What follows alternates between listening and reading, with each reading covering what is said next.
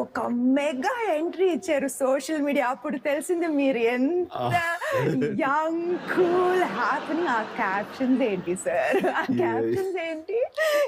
మీరు ఎలా డిసైడ్ అయ్యారు? ఎన్నో సంవత్సరం లోపల అలా దాగున్నవి ఈ సోషల్ మీడియాలో అవకాశం వచ్చింది కాబట్టి బయటకు ఒక్కటి వస్తుంది. So you always had this అన్నమాట. అంటే చాలా కాలం ఈ సోషల్ మీడియాలో దాని గురించి నిజంగా నాకేం తెలియదు.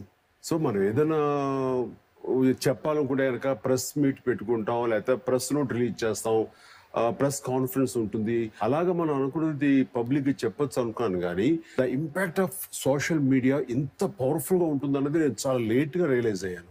ఆఫ్ లైట్ వెరీ రీసెంట్ గా కొన్ని సార్లు నాకు స్పాంటేనియస్ గా కొంత మెసేజ్ ఇవ్వాలనిపిస్తుంది. ఇట్లాగా చాలాసార్లు రియాక్ట్ అవ్వాలని అవ్వలేని పరిస్థితి. దానికి నాకు తెలిసిన మిత్రులు, మీరు సోషల్ మీడియాలో ట్విట్టర్ కానివ్వండి, లేకపోతే ఇన్స్టాలో కానివ్వండి మీరు చేయండి. మీరు లాంటి వాళ్ళు ఎంటర్ అయితే కనుక ఇట్స్ ఎ ఫెంటాస్టిక్ మెసేజ్. మీకు తెలుసా, యువర్ ట్వీట్స్ స్క్రీన్ షాట్ చేసి ఫార్వర్డ్స్ గా పంపిస్తున్నారు. అవునా? అంటే your sense of humour, your timing, your tweets, it's a mega hit. అలా చెప్పాలి. అలా చెప్పాలి. ఫీడ్బ్యాక్ ఏంటి, ఎంతమంది ఫాలో అవుతున్నారు, ఇవన్నీ చూడు. నేను అనుకున్నది వాళ్ళకి చెప్పాలి, చెప్పేస్తాను. ఒకప్పుడు ఫ్యాన్స్ మీలాంటి స్టార్ కలవాలంటే కొన్ని సంవత్సరాలు పడేది. అండ్ దెన్ తర్వాత ఫ్యాన్ లెటర్స్, తర్వాత ఆటోగ్రాఫ్స్, తర్వాత సెల్ఫీస్ వచ్చింది, తర్వాత ఇప్పుడు straight DMs on Twitter and Instagram. ఆ ట్రాన్సిషన్ మీకు ఎలా? Very revolutionary and more interactive గా అనిపిస్తుంది. ఇప్పుడు డైరెక్ట్ గా వాళ్ళు ఏం చెప్పాలనుకున్నారో అది రీచ్ అవడానికి ఈ ట్విట్టర్ అనేది fantastic platform. And unlike olden days ఇప్పుడు చాలా ఈజీ మనం కమ్యూనికేట్ చేయటం. ఇలా అనుకుంటే లాక్స్ ఆఫ్ పీపుల్ దగ్గరికి మనం అనుకున్న మెసేజ్ వెళ్ళిపోతుంది. అలాగే వాళ్ళు అనుకున్నది కూడా ఇమ్మీడియట్ గా రీట్వీట్ చేసి వాళ్ళు చెప్పాలి. నెగిటివ్ అనేది ఎప్పుడు లేదు, ఎప్పుడు ఉంది అది. బట్ ఏమైనా సరే అండ్ మనం వాళ్ళని సరైన మార్గంలో పెట్టగలిగితే గనక ఫ్యాన్స్ అనేవాళ్ళు పెద్ద అసెట్ మనకి. వాళ్ళు వెరీ పవర్ఫుల్, అంటే అన్గైడెడ్ మిసైల్స్ అంటారు నేను. వాళ్ళని గనక ఛానలైజ్ చేయగలిగితే వాళ్ళ ద్వారా సొసైటీకి ఎంతో మంచి చేయొచ్చు. ఆ థాట్ వచ్చి నేను బ్లడ్ బ్యాంక్ ఎవ్రీ సాటర్డే కలుస్తారు.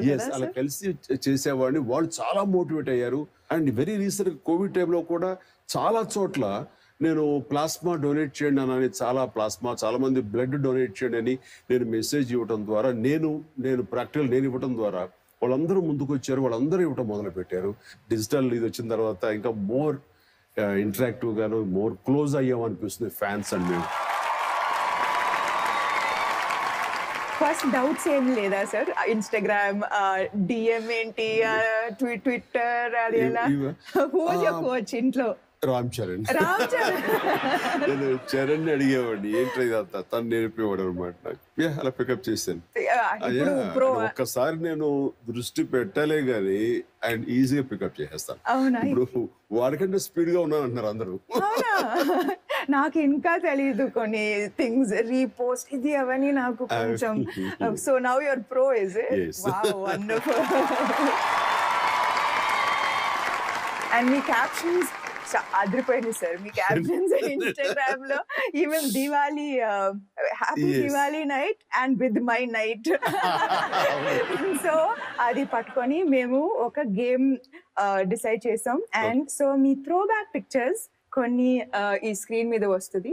అండ్ ఆ పిక్చర్స్ చూసి మీ స్టైల్లో వాటికి క్యాప్షన్స్ చెప్పాలి. Photo number 1.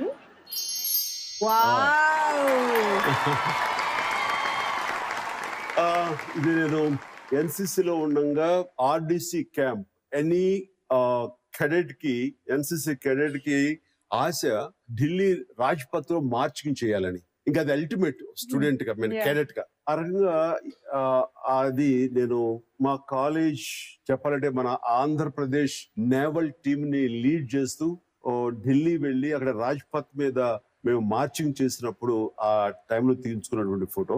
చెప్పాలంటే అది చూస్తుంటే నాకు Richard Gere film gentleman and the officer.